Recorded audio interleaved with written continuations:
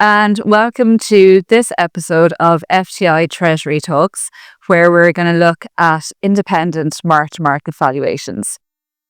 My name is Marie Clarke. I'm the Head of Finance at FTI Treasury, and I'm joined today by Marie Gaynor, who is our Middle Office Manager. And the Middle Office team at FTI would have the responsibility for looking after independent valuations, independent mark-to-market valuations. So Marie has a fount of knowledge when it comes to this topic. So I guess we'll kick right off, and maybe we'll start off by introducing or just talking maybe a little bit about what exactly mark-to-market valuations are. Yeah, so mark-to-market valuation is showing you your position in time value for your financial instruments that you might have contracted. So it's showing you what the value would be if you would close the position today, rather than using historical data, which might be for other items in your accounts. But these really are looking at how the market conditions have moved since you've entered the contract and what the fair valuation of those contracts are at the present moment. And why exactly, I suppose, would you need those valuations? Maybe if you could tell us a little bit about who within the organisation might need them and why they would use them. Yeah, so they're widely used across all of the organisation. I mean, traditionally, I think what would come first to people's mind is that they would be used in financial reporting. So finance and accounting teams would use them. But treasury teams and any kind of sort of leadership or oversight teams within the company and risk management would definitely find the information useful as well, because really, as well as including it in your financial statements and showing your financial position, at your reporting date, it's also important that you have a good overview of how the organisation is doing and how you might be impacted by what's happening in the markets, and that you can use that in terms of your risk management and your strategic objectives to make sure that the organisation is in line with what you're. So really then, from a financial statements point of view, they're required, and that's generally kind of, well, I won't say once a year, but from a financial statements point of view, it is once a year they're used. Yeah. So generally then, that's when the financial teams would need them, but I suppose risk management would use them at other times. Yeah. Looking at maybe some sort of corporate restructures or something like that, they might need to look at those valuations. So then I suppose if you look at counterparty valuations, it's kind of important that you would be able to access them other times. Yes, yeah. So if you're looking to make up to the minute decision making, you need up to the minute information with the data as it stands at the time, not necessarily what it was in your financial statement 6 months ago. Like you said, a lot of people rely on the information that's provided by their counterparty. And really, I suppose what we're trying to convey to people is that it's really important that you don't necessarily accept that at face value, and that you're able to stand behind that and be happy that the information is accurate and robust, and that you can produce that information at any time that you require it, rather than looking at slightly out-of-date information. Which is pretty much what the counterparty valuations are, because they'll be generally provided, I guess, on a kind of routine basis at the end of the month. I mean, you could probably request them at other times, but it would be better, obviously, if you had access to them at other times. So then, thinking about these valuations, generally when you receive your statement from your counterparty bank, we'll say, you might just get one value, so you don't exactly know what's going into it. So maybe you might just give us an idea of how these valuations are performed, systems, inputs, that sort of information. Yeah, so when you receive that from your counterparty, it will just be a one line, generally speaking, giving you the very basic information from your contract and then the valuation at the end. But actually a lot of market information is used within that. So things like yield curves, FX rates, foreign exchange rates, credit spreads, a lot of things that are happening in the market and are changing on a day-by-day basis.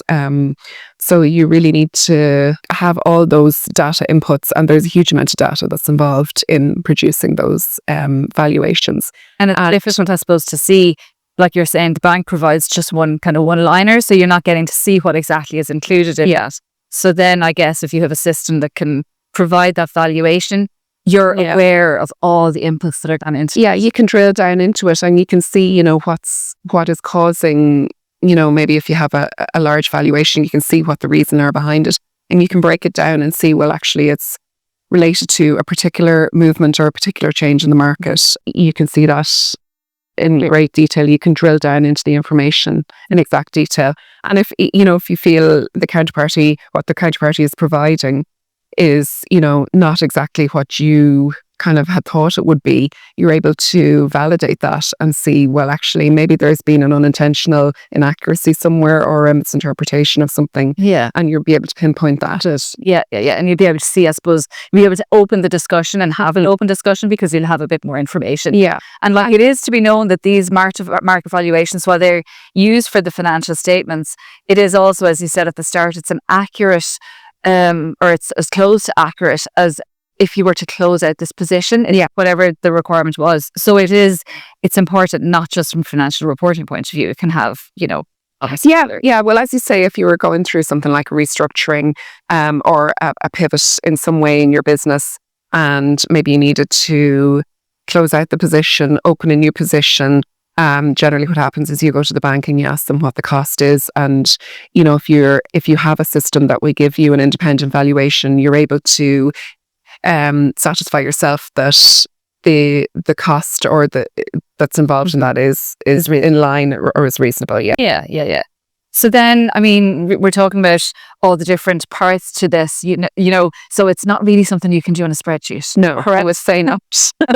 Well, you could try. You could try. You're yourself with more risk. And generally, financial instruments are generally very complex, and there can be some that are more straightforward, something like maybe an FX forward, and you can try to do that in a spreadsheet. But in general, you really should use a really good, robust system to produce this. And that will enable you to produce quick and accurate valuations at any time, because, your system will have feeds into it from all over the market, all aspects of the market going into it. For us, we have it going in on a daily basis for our clients, and there's no kind of, risk of a human error or whatever, because the system is robust and is already set up there for you. Yeah. All the control system's really important. The data that's going into that system's really important. And they're two very large items that you need kind of time and expertise to put in place. Yeah, it's true. Yeah. Very good.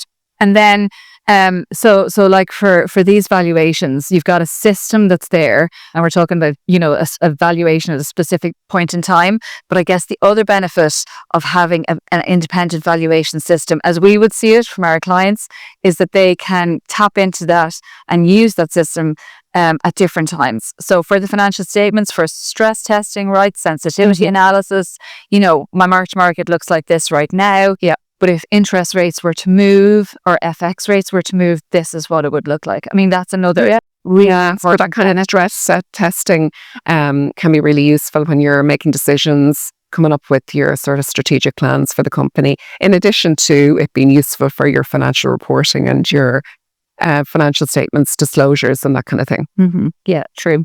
And I suppose then, so we've kind of talked about the many benefits. Are there challenges with like inputting this independent valuation system, or are the benefits sort of outweighing that cost? Like you're talking about the cost of the system, you're talking about the time and the expertise. So like not everybody would with that. Yeah, it's fair that they can chop. No, it takes a lot of resources and it takes a lot of expertise. It's not something that can really be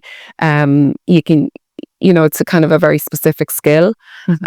So that's why it's really good to get expertise maybe from a service provider to provide those independent valuations, rather than, unless you're a very, very large organization like a bank.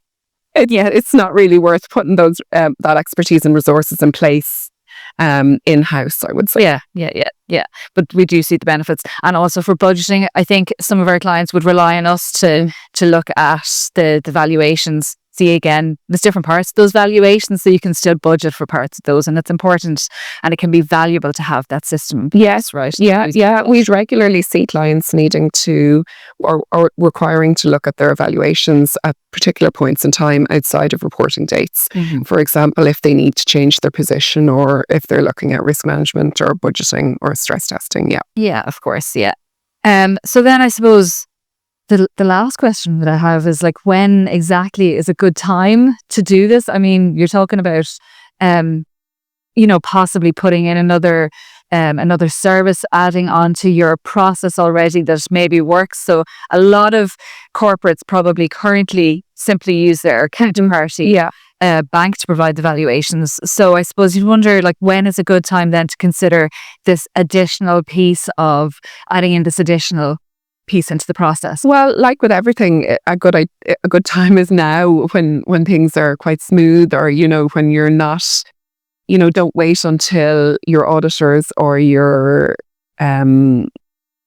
senior management in your company are looking for this information and you're under pressure to try and get it for them. Do it now and have those systems in place that you can go to and easily get that information, rather than having your auditors challenging your valuations and needing to come up with a quick answer. Like, if you have that system already in place and you can just produce it, then it's really a stress-free experience for everyone. Yeah, and you've got a system that has been tested, validated, good methodologies, best practice, all that out in advance. All set out, all the same information that matches deals that have gone through and been and all that information there at your fingertip immediately, without having to think through all these questions and queries and requirements. Yes, every time. To have it in place well in advance of that. Yeah. Okay.